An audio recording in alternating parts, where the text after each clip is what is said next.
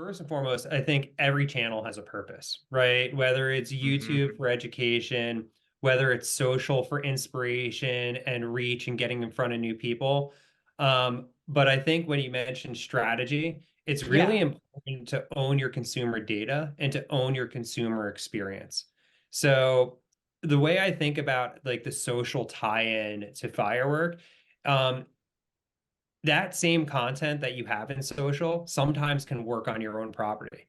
So Okay. Firework actually has a social import tool to allow retailers and brands to get a quick start for content. You don't need to recreate the wheel. You can pull in content that you already have, and you're going to own that consumer experience on your page because the big difference between doing it in your own e-commerce store and doing it in the social channel is you own the data and you own the transaction in your Right. e-commerce. And that's the really, really important piece, especially when you think about bridging the gap from going from short video to longer form with our digital showroom, because the goal is to get that person to the longer form Yeah. because then there's more data, right? There's more Yes. learning, there's more conversation.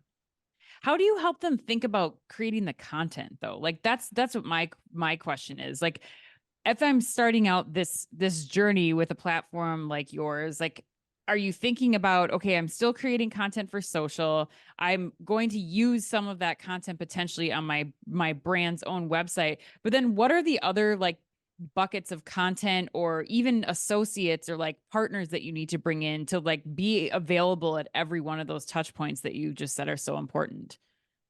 That's a great question. So it depends on obviously the product, right? Okay. But I think there's a couple different types of way that we need to think about content.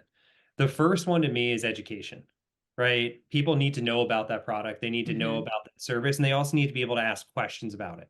So there's a crossover between what kind of content somebody uses on YouTube, for example, for an educational piece that could be brought directly into the digital store to serve that same purpose, right? And Firework, we have four different video player formats so that we can feel organic to whatever page we're on in an e-commerce Okay. property, whether that's homepage, category, or PDP.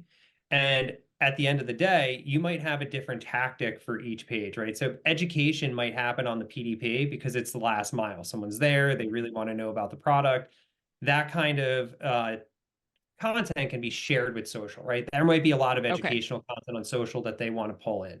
Right. When I think about digital showroom content, I think about the Gen Z and millennial audience that wants to be authentic. They want it coming from a real person. Hmm. That's where I'd really implore brands and retailers to think about an employee-driven content strategy or a authentic influencer-based content strategy, right? Okay. Someone that looks and talks like the audience that's going to be there and to speak with them from the digital store. Right. Okay. I think about this with there's a Northeast consumer electronics retailer that we partner with deeply, and their sales associates are known as the appliance experts in the Northeast. Okay. Right. And for me, hearing digital showroom from one of those individuals is going to be much better for me than hearing about it from some A-list influencer, somebody that you're choosing that Yeah. doesn't might not have the same relevance as Right. that professional in the store that's used to talking to you about it just like you would if you walked through the doors.